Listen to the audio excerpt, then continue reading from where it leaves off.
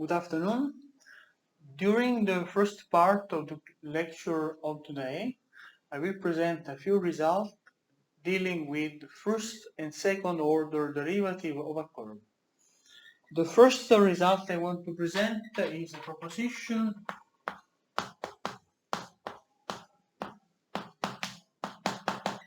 (1.18), which says that if gamma defined on the interval I with values in Rn is a curve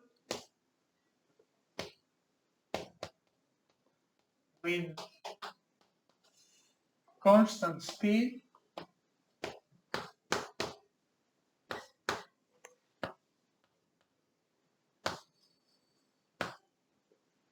then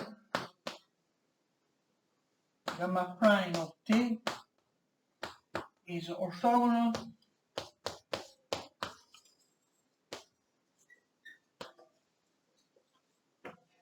to gamma second t for all t in I. In order to prove this result, I will use part 1 of proposition 1.17 we have presented last time. This proposition says that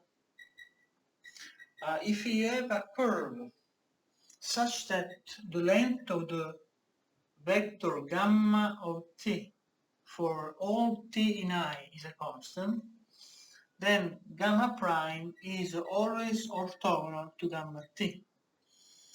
What we have to do in order to prove this result? Very easy.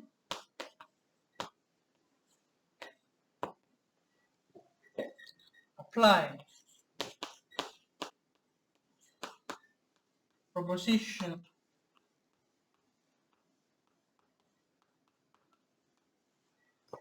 (1.17) to the curve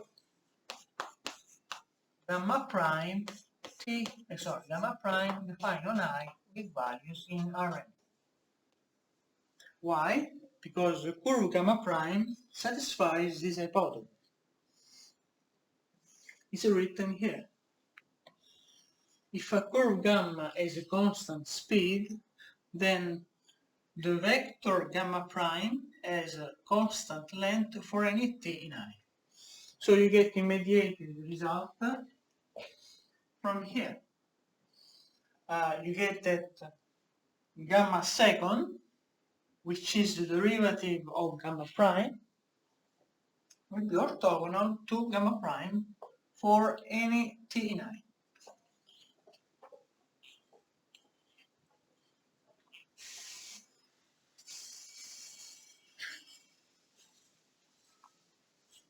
The second result I want to present is a comparison between the length of a curve and the distance between its endpoints.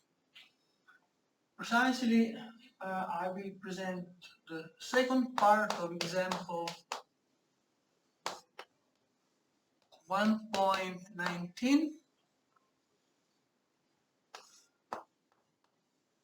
named the shortest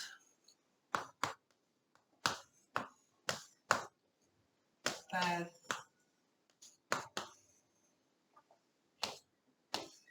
between two points.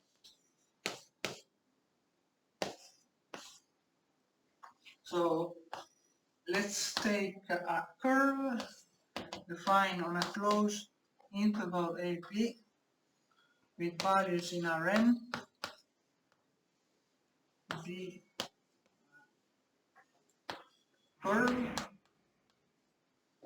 define P to be gamma A, Q to be gamma B. So in other terms, P and Q are the endpoints of the curve gamma. and let L be the arc length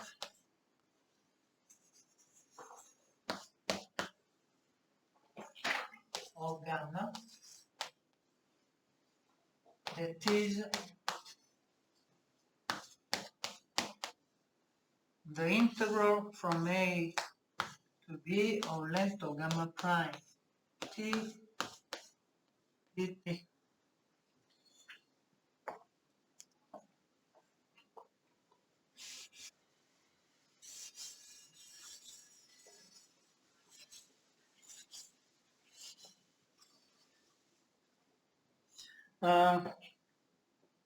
What we want to do is to prove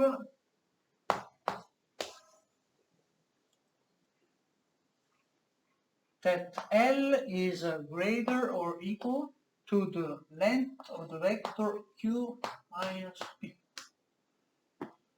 So let's start making a picture.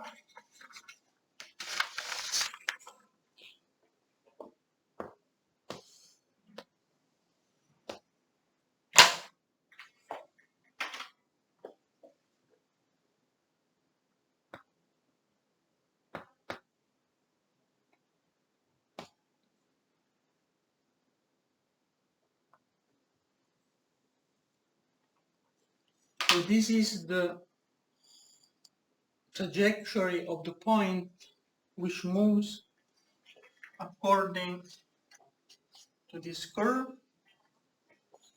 and what we want to prove is that the length of the curve gamma is greater or equal than the length of the vector having its tail at P and its tip at Q. In order to prove this result, I will use the Schwarz inequality that I will recall here for you.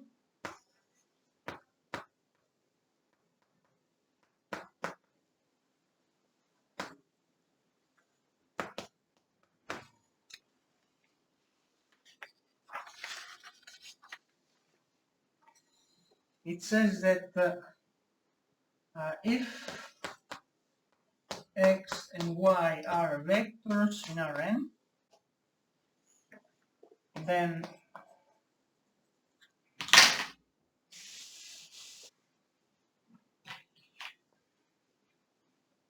the absolute value of the inner product of x with y is smaller or equal than the product of the length of x multiplied by the length of y. Of course, if this is true, it is also true that the inner product is smaller or equal than this product here. And this is the inequality I'm going to use.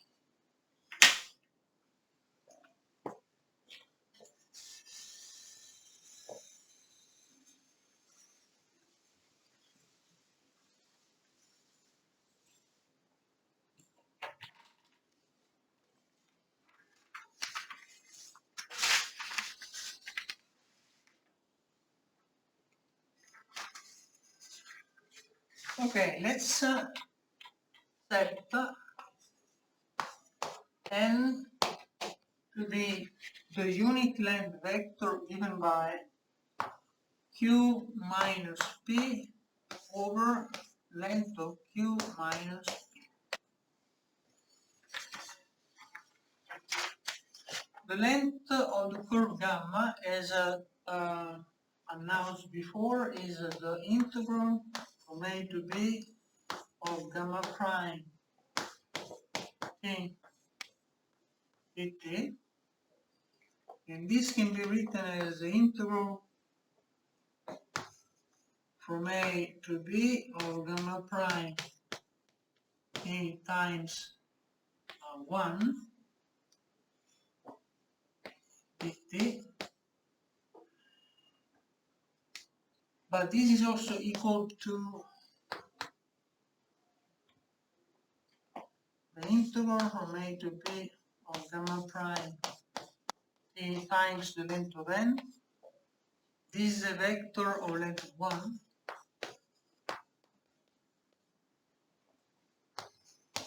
T, and by the Schwarz inequality,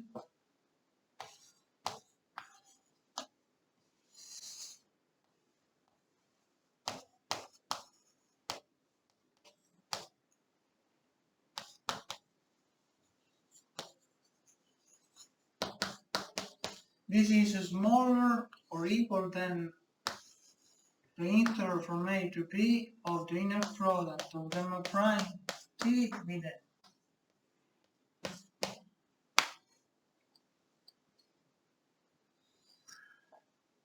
But this one, this integral, can be written as the integral from a to b of the derivative with respect to time of the inner product of gamma t with n.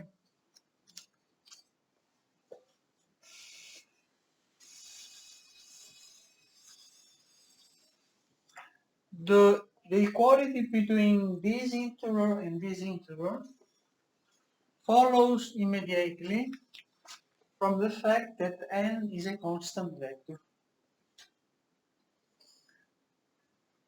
Now it's very easy to compute this integral.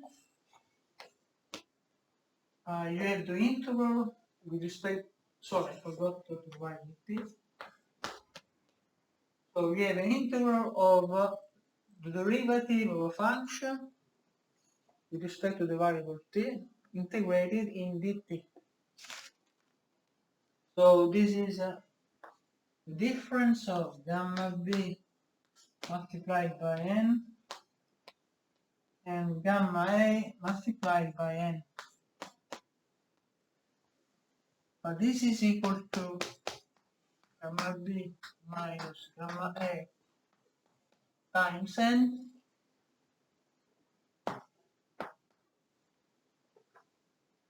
And now we use the fact that gamma b is q and gamma a is p.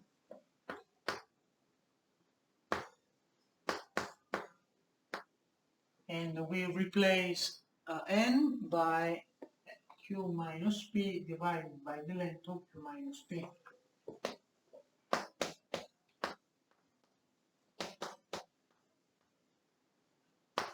And this is the length of q minus p squared divided by q minus p. And this is equal to the length of q minus p. And this is the end of the proof. Maybe some of you is thinking, how did you prove this identity? Very easy. I use the fact that the inner product of a vector x with itself is equal to the square of the length of the vector.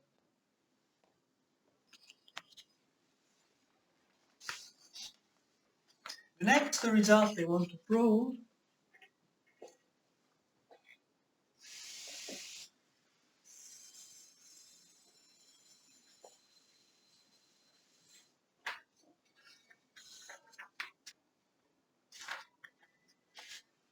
is about the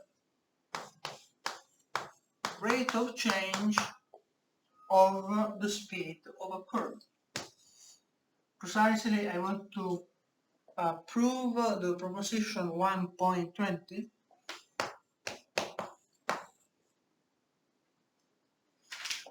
And in order to do this, I will introduce some notation.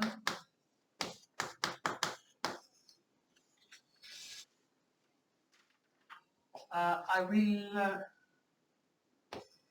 suppose as usual that gamma defined on I with values in Rn is a curve.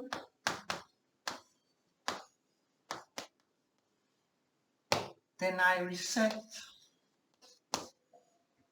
V of t to be equal to gamma prime of t, and A of t to be equal to gamma 7.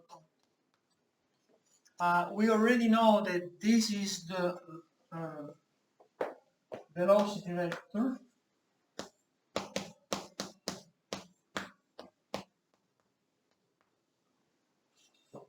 and the second one is what we call acceleration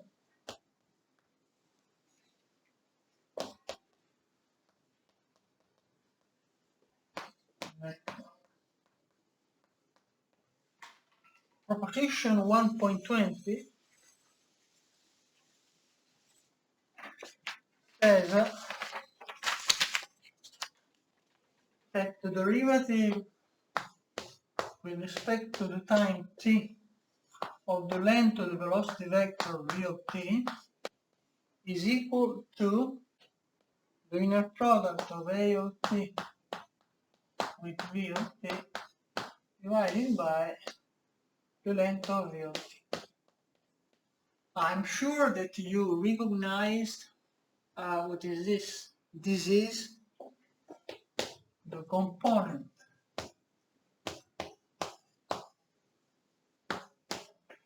of the acceleration vector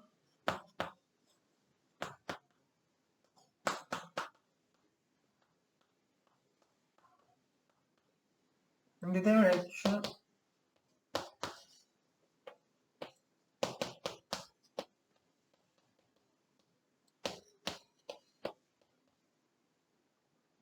the direction of the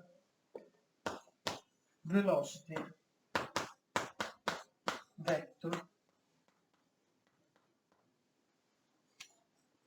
Let's prove it.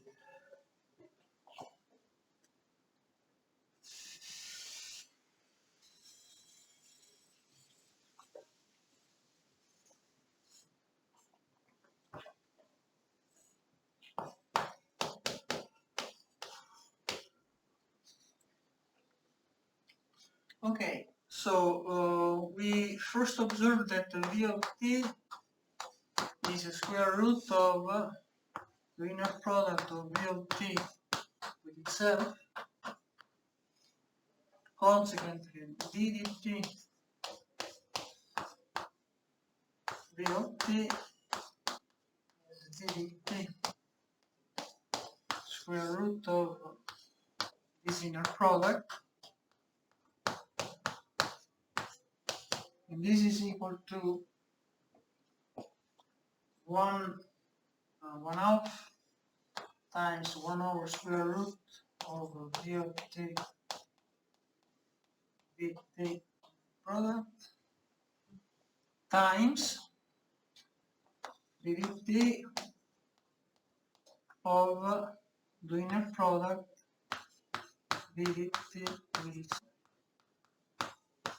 This is equal to 1/2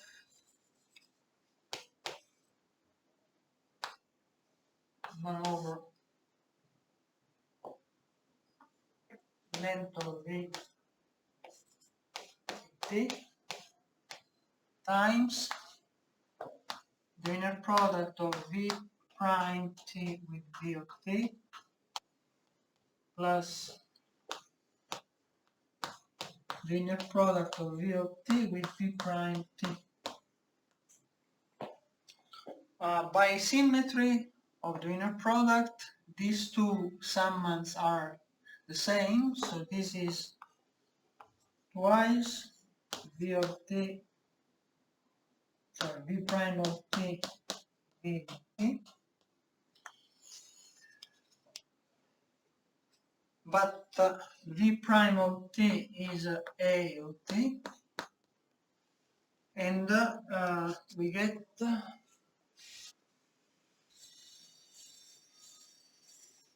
the following identity. We get 1/2 1 over v of t length times 2 a of t inner product, and this is equal to A of t, V of t divided by length of V of t. So, and this is the end of the proof. So this proposition says that if we take the vector A of t equal gamma second of t, and we decompose it as follows: A of t equal to A parallel of t plus A orthogonal to t, then where A parallel of t is parallel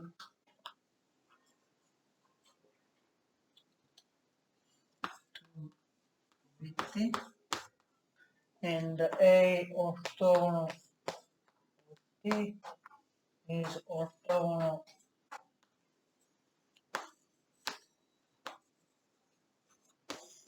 to V of t, then this proposition says that the length of this vector is responsible for the rate of change of the speed, only the parallel part.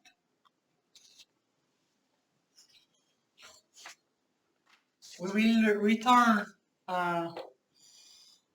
in the future to this topic, and we will see better what is the meaning of A orthogonal.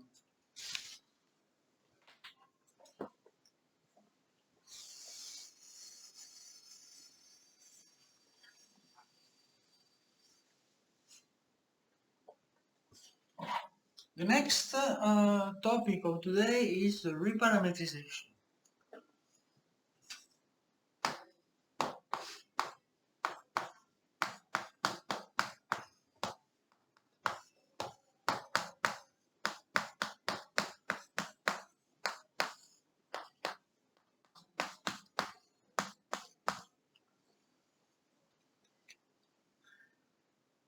Okay, suppose as usual that gamma defined on I with values in R3, sorry, in Rn, is a regular curve. Then we call trace the image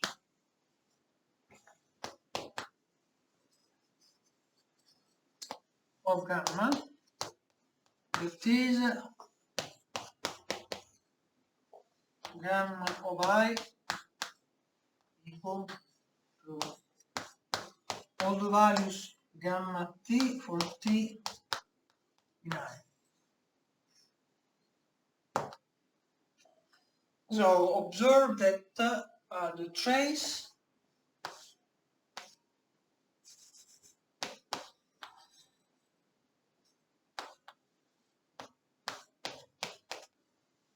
is a subset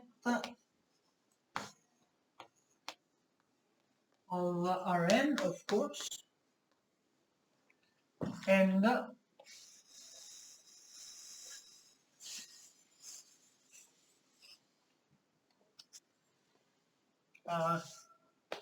it does not contain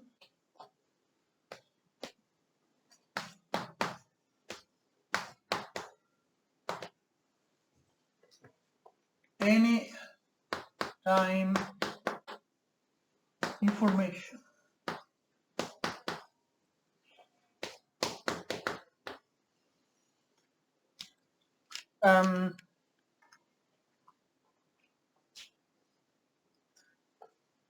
Different curves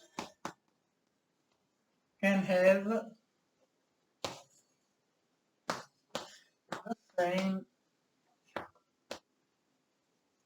trace. Example.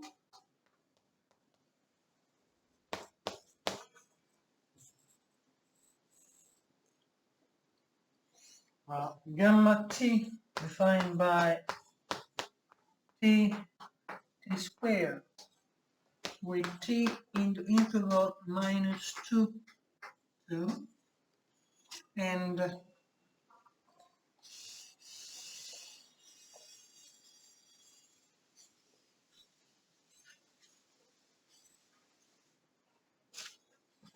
gamma tilde t equal to 2t squared with t in minus 1, 1 have the same trace.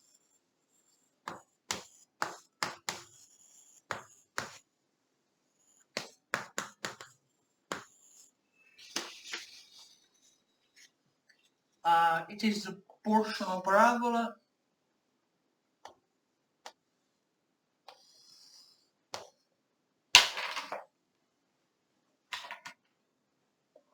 shown in this picture.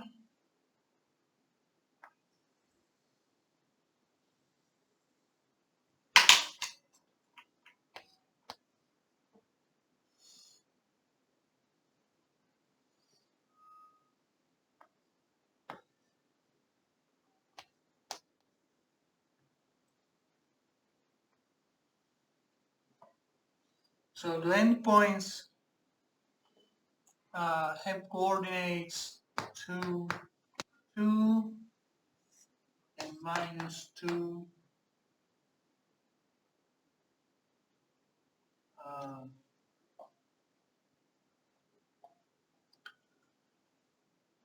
sorry, 2, 4, and minus 2, 4. The reason why this is true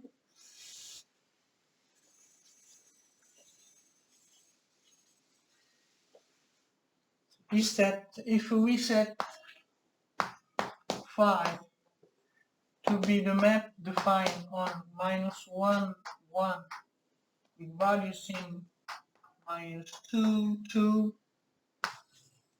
as a phi of t equal to t, then it's clear that gamma tilde t is gamma of phi t, which can be also written as gamma composed with phi evaluated at t.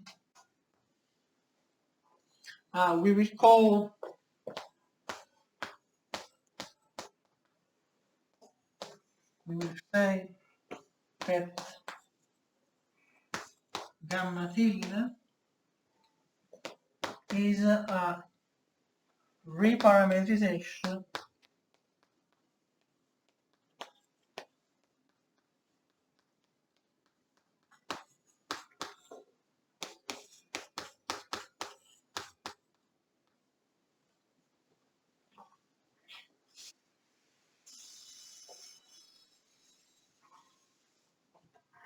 of gamma,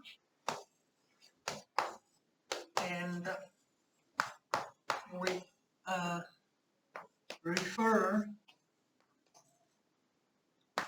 to gamma and gamma tilde as two parameterizations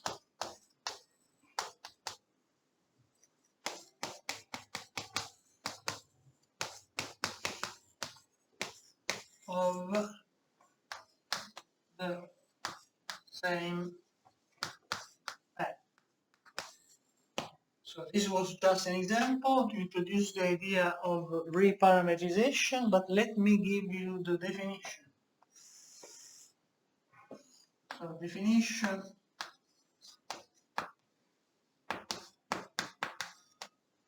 one point 22.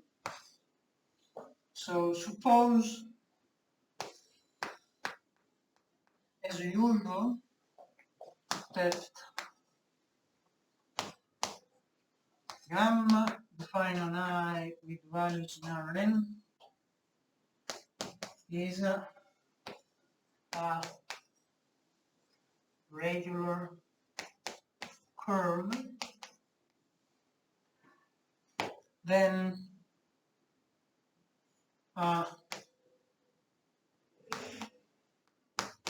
reparametrization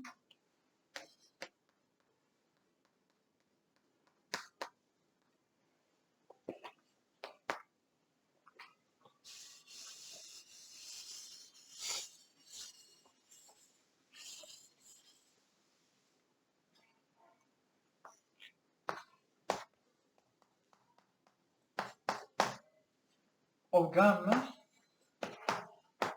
is a function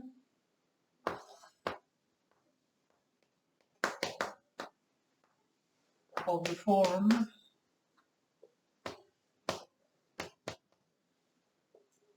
gamma tilde equal gamma component phi defined on I tilde with values in Rn, where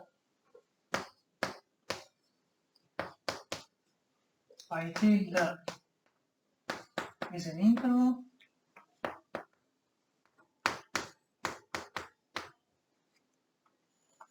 and phi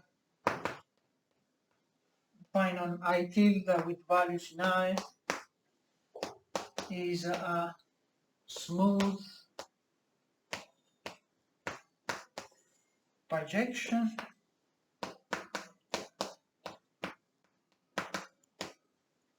with nowhere vanishing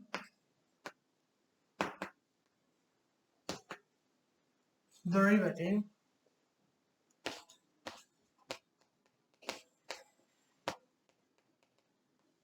that is phi prime t different from 0 for all t in I tilde. It is possible to give a visual interpretation of this definition.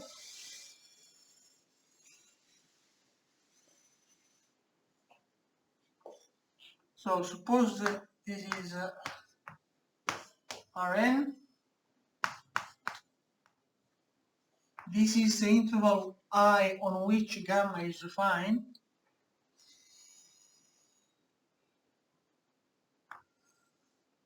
So this is the map gamma, this is I. The definition says that the reparameterization of gamma is a function of this form here, where phi is a map from an interval I tilde with values in I, and gamma tilde is a composition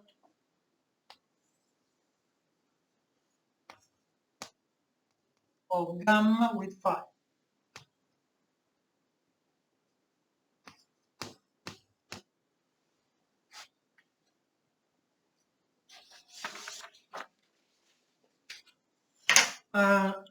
This definition says that phi must have nowhere vanishing derivative. Let's see what is the consequence of this.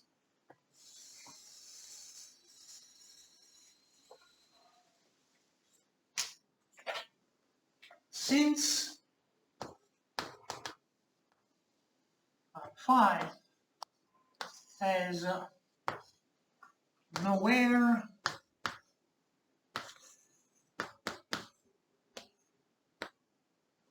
vanishing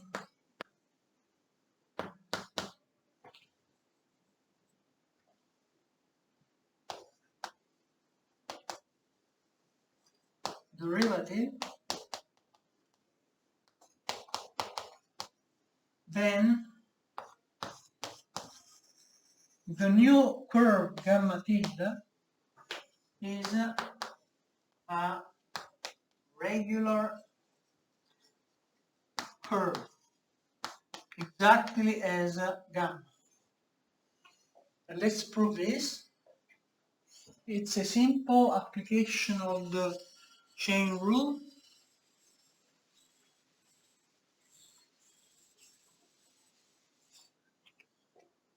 So since gamma tilde is gamma composed with phi, then gamma tilde prime of t by the chain rule is given by phi prime of t times gamma prime of phi of t. And this is different from 0, where 0 means 0 vector. So it's a 0 denotes the 0 vector. And this is true because gamma is irregular. So this is a vector which is non-zero, and this is non-zero by hypothesis.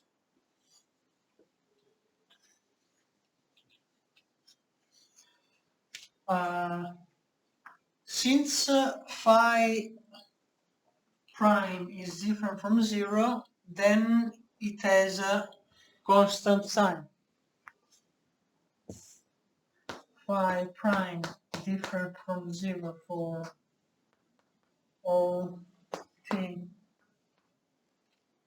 right tilde implies phi prime positive for all t right tilde, and this means it is monotonically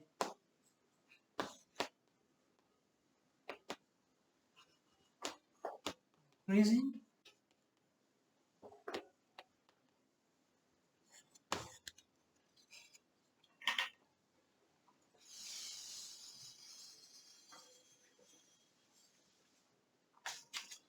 Or phi prime negative for all t right tilde. It is monotonically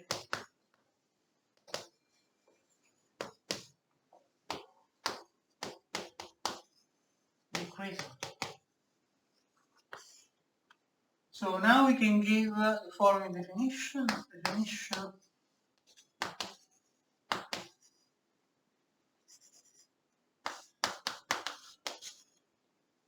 1.23. Gamma tilde given by gamma composed with phi is orientation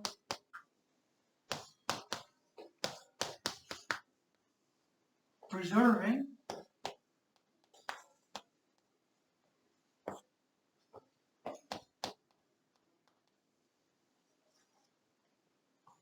if we are in the first case, that is phi prime is positive.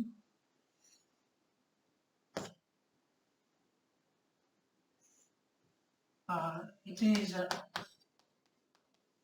orientation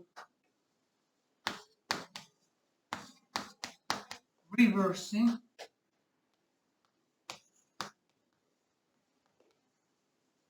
if we are in the second case.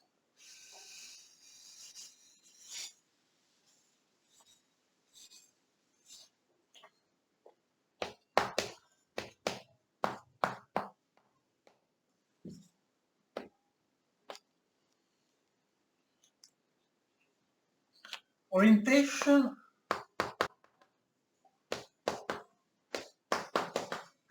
means a choice of direction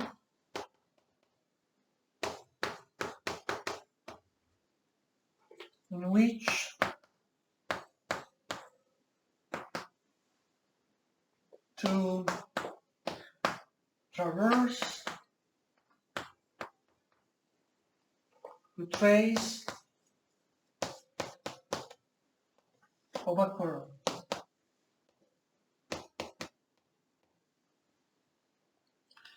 Okay, let's consider one example.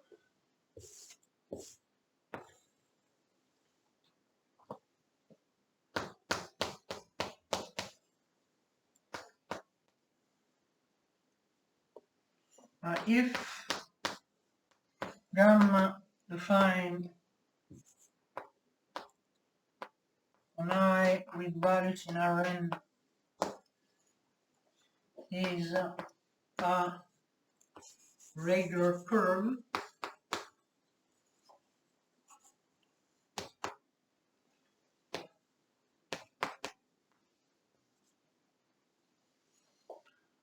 then gamma tilde t defined by gamma minus t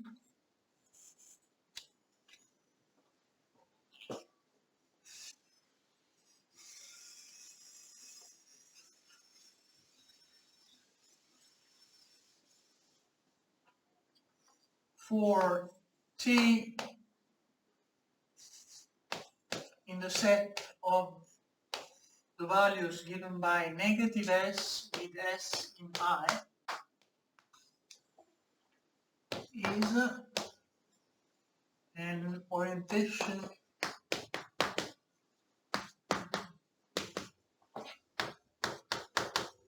reversing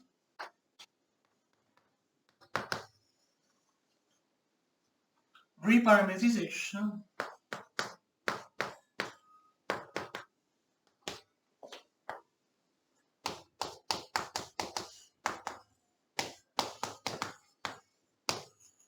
of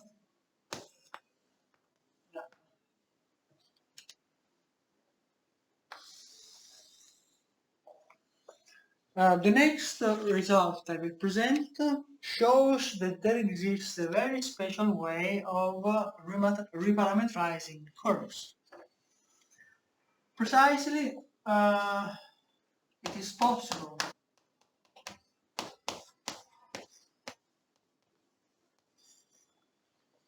to reparametrize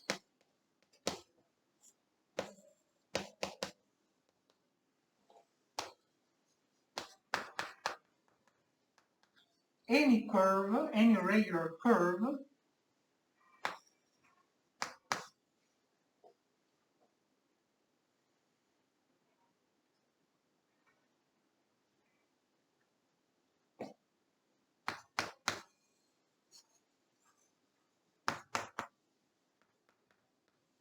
by Acklin.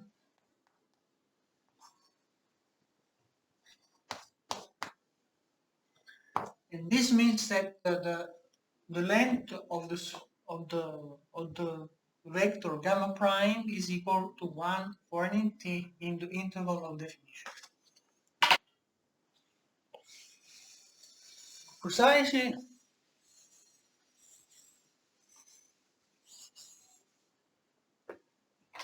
we have a proposition 1.25 which says the following: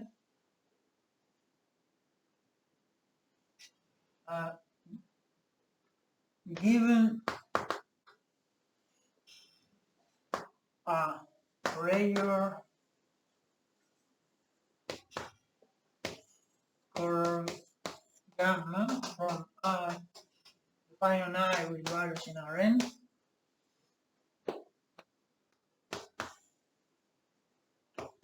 there exists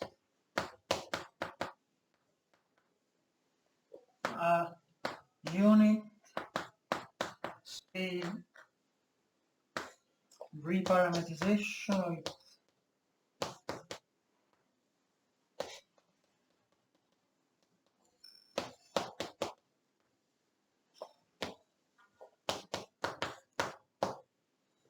Let's see the proof of this result.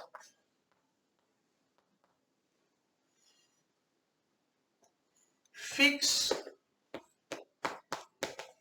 P0 in I. And consider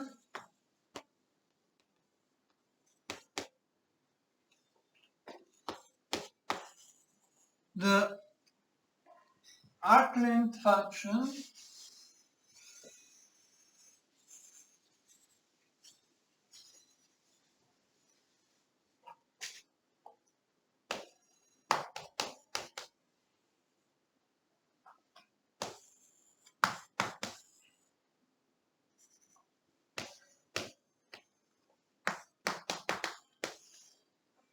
S defined on I with values in R, given by S of t equal the interval from t0 to t of gamma prime of u length du.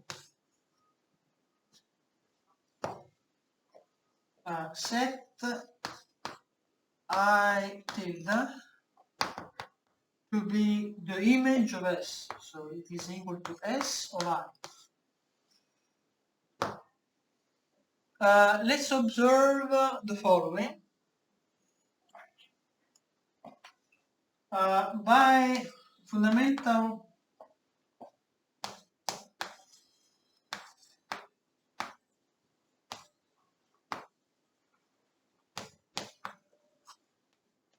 theorem of calculus,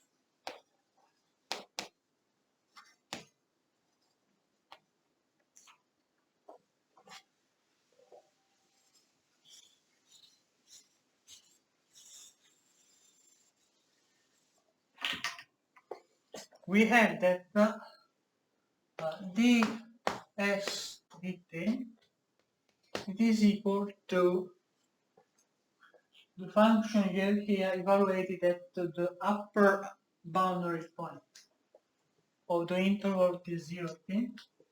So it is equal to length of gamma prime t, and this is non-zero by hypothesis because the curve is regular.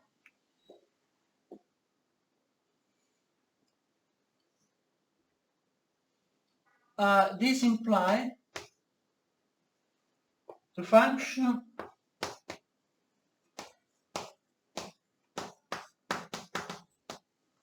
S is a bijection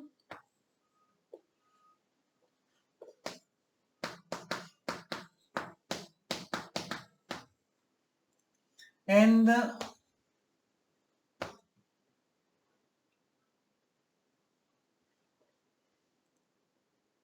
it is smooth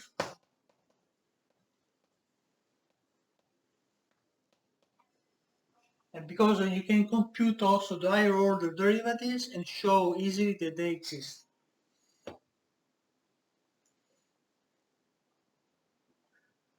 And of course it has a non-zero derivatives.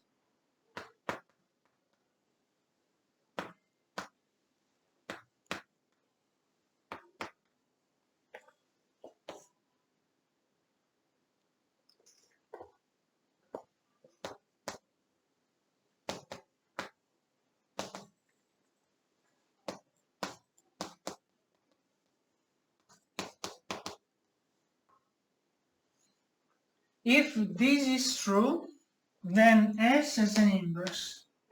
S has an inverse.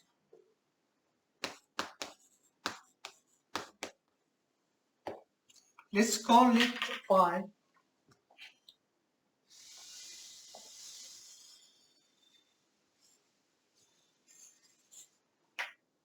So we have phi define on I tilde, which has been defined as Sy with values in I,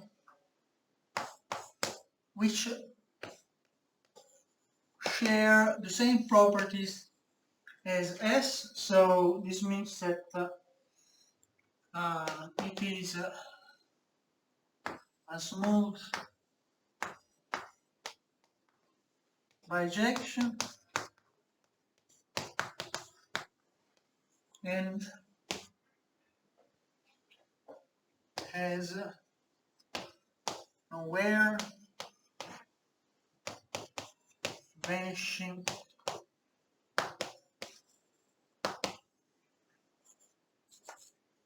derivative. Why this is true? Because this function is the inverse of this function here, which was smooth with nowhere vanishing derivative. You know from the course of calculus that there exists a formula giving you the derivative of phi in terms of the derivative of s.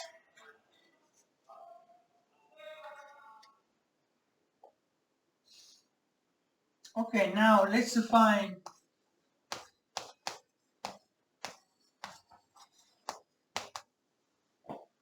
gamma tilde as a gamma composite phi defined on I tilde with values in Rn. It remains to show that this is a reparameterization of gamma, which has the property to have a unit speed. So we have to prove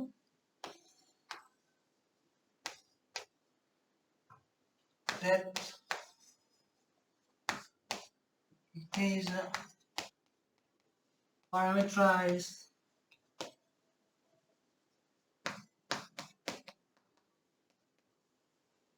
by arc length.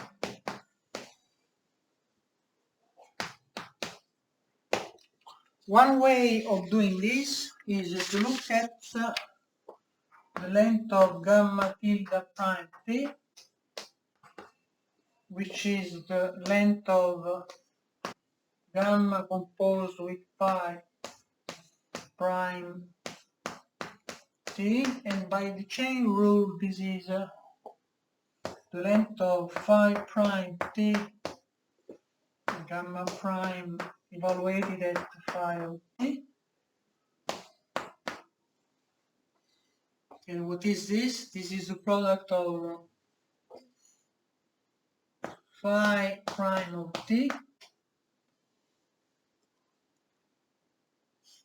no need to use the absolute value because this is always positive, times gamma prime phi of t,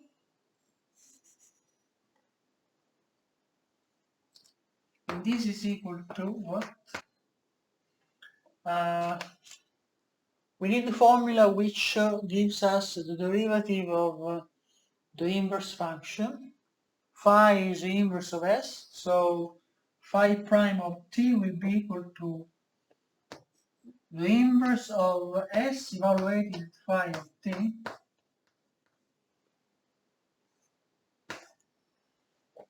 times gamma prime evaluated at phi of t.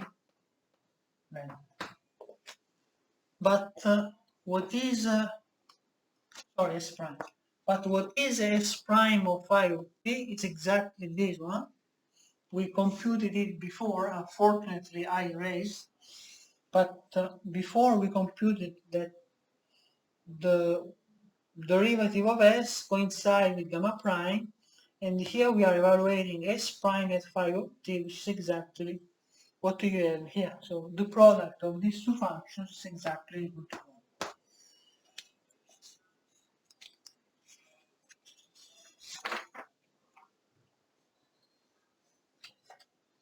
Okay, in the last part of the lecture,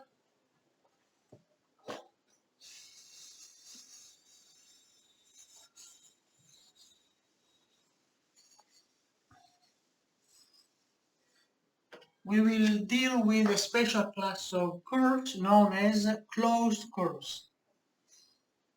Definition: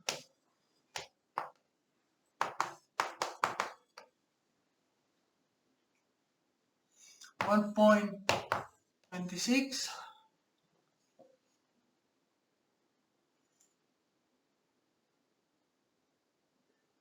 We call closed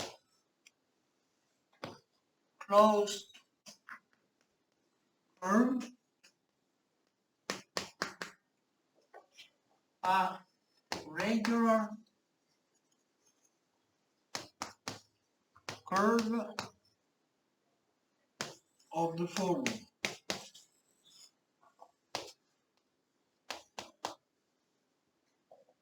gamma defined on A, B, with values in Rn, such that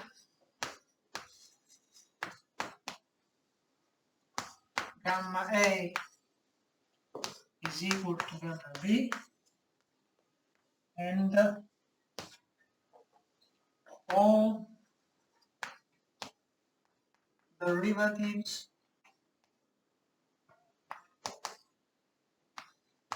match. That is,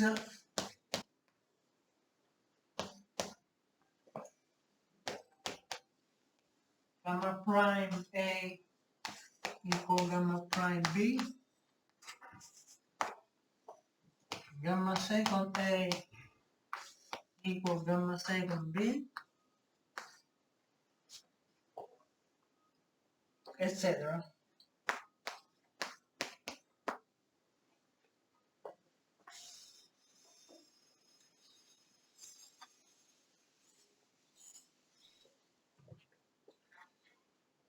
If gamma is also 1 to 1,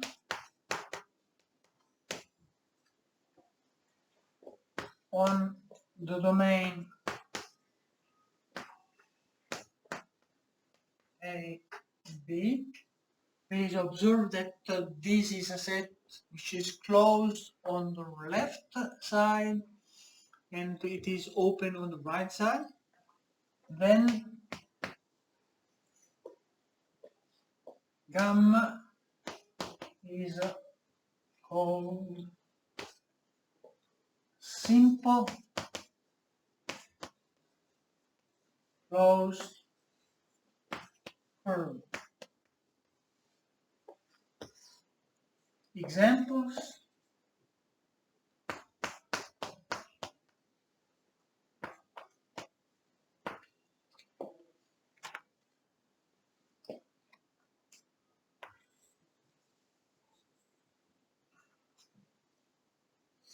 this is an example of trace of a simple closed curve.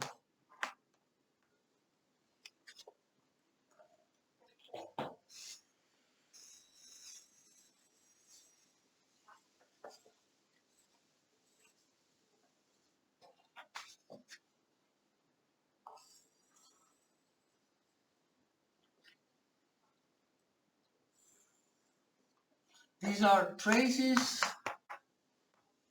of not simple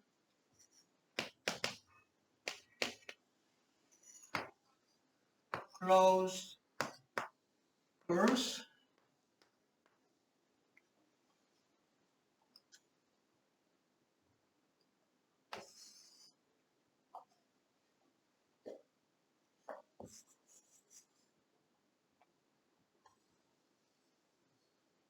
These are traces,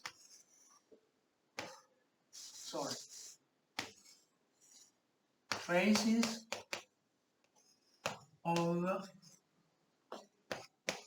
curves which are not closed. For which reason? The first one does not satisfy this, because gamma A is different from gamma B, and for this one you have that gamma prime of A is different from gamma prime of B. But gamma A, okay, that's right, even though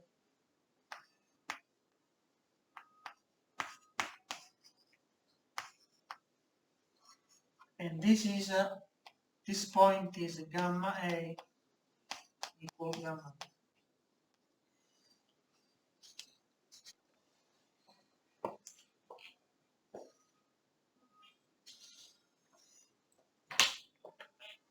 I would like to present an explicit example giving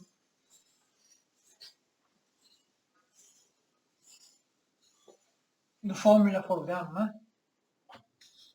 For example, gamma t equal cosinus of t sinus of t with t in 0 to pi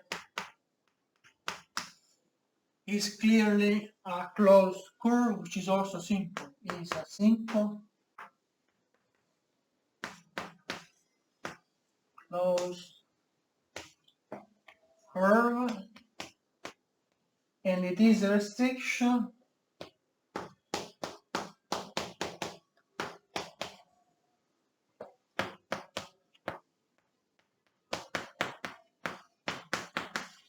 of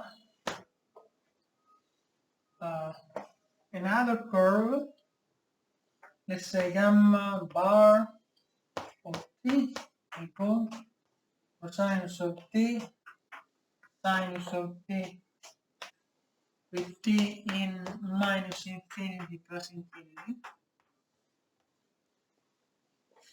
to 0 to pi.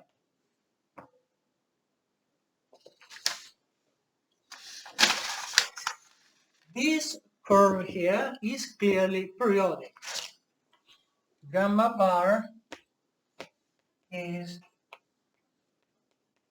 periodic. So we were able to construct a simple closed curve by considering the restriction to a smaller interval of a periodic curve. This is a coincidence or it is always true? The answer is that it is always true.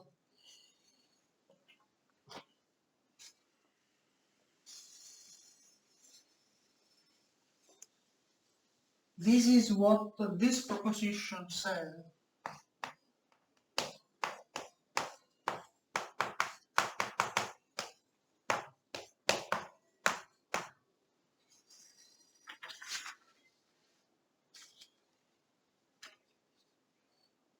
A regular curve gamma defined on AB with values in Rn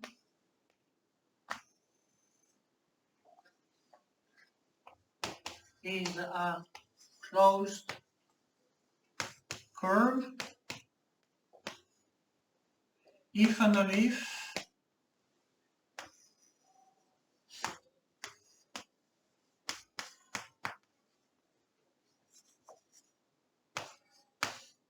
there exists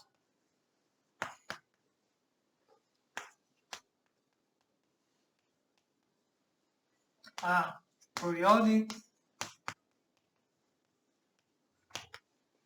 regular curve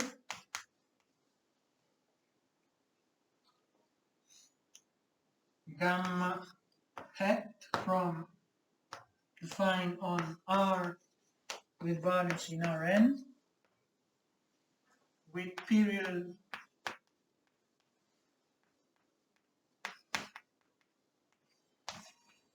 B minus A such that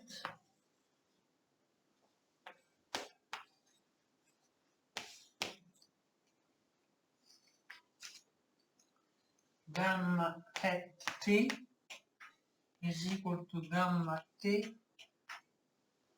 for all T in AB.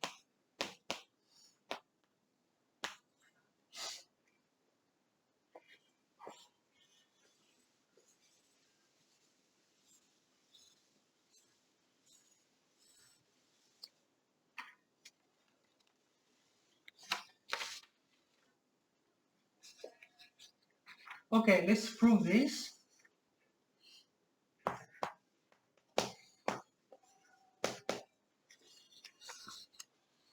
Suppose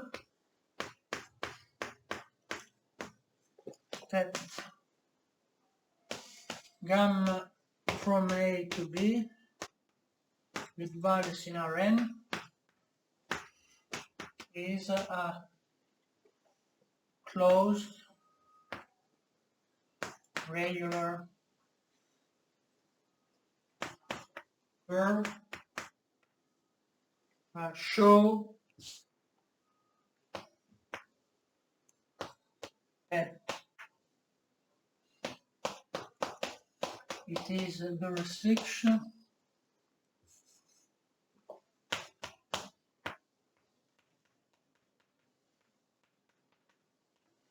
of a periodic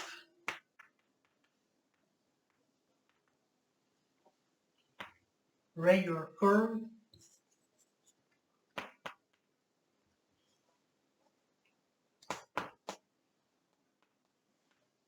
gamma hat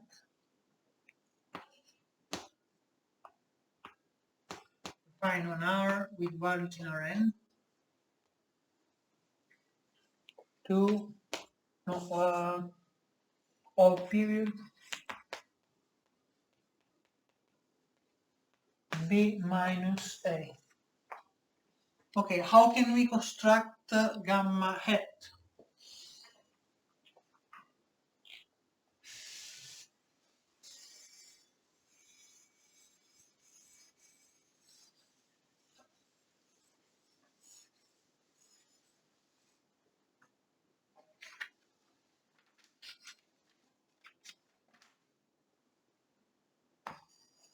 Set the gamma hat of T equal to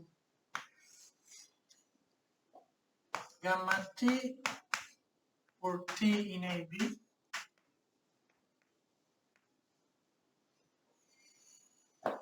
gamma of T minus B minus A for T in B plus B minus A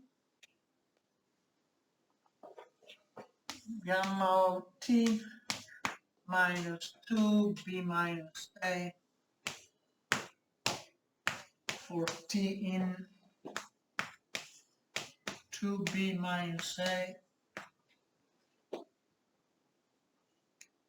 Maybe it's a good idea if I raise a bit here, so 2B minus A plus B minus A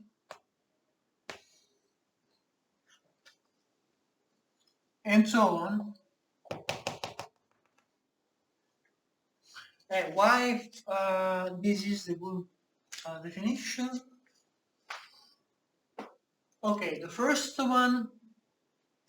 choice is clear because we are looking for a periodic regular curve gamma hat whose restriction to AB coincide with gamma. So this is a forced choice. What about the second line here? I made this choice, because if you evaluate this function at b, you will get gamma b minus a, and this is gamma a. So this means that this portion of curve gamma hat starts at gamma a, which is exactly the end point of the first piece of curve. And if I evaluate this function at b plus b minus a, I get gamma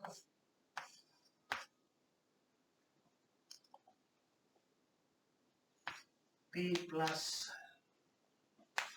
b minus a minus b minus a.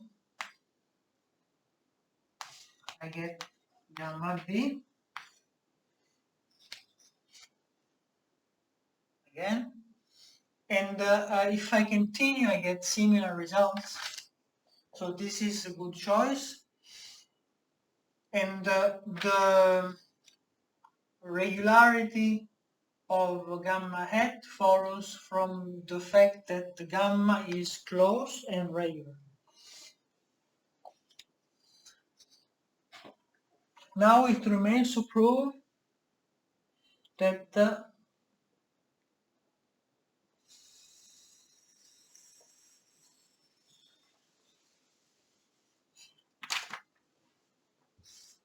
exists a periodic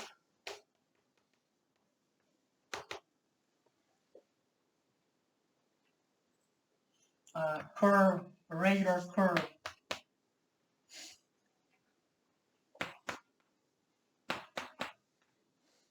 gamma hat from R inversing Rn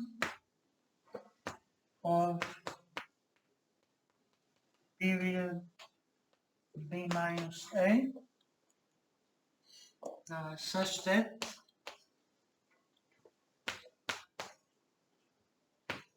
gamma hat of t is equal to gamma of t for all t in AB, then gamma from AB into Rn is a closed regular curve. How to prove this? This is very easy.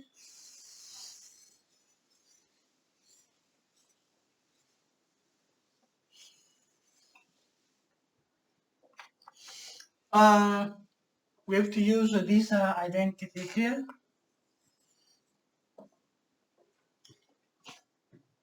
So gamma hat t is equal to gamma t for all t in A B. The regularity of gamma follows from the regularity of gamma hat. We have only to prove it is closed. So show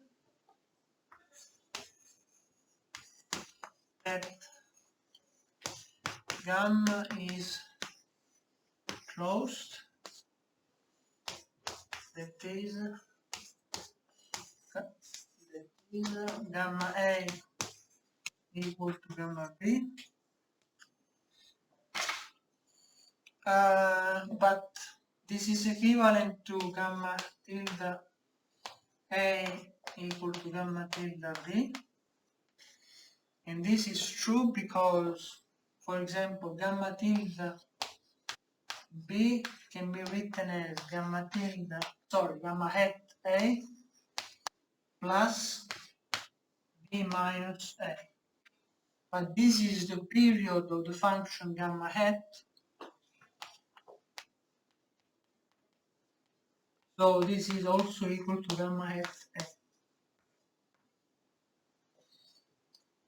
Okay, that's all for today. Thank you for your attention.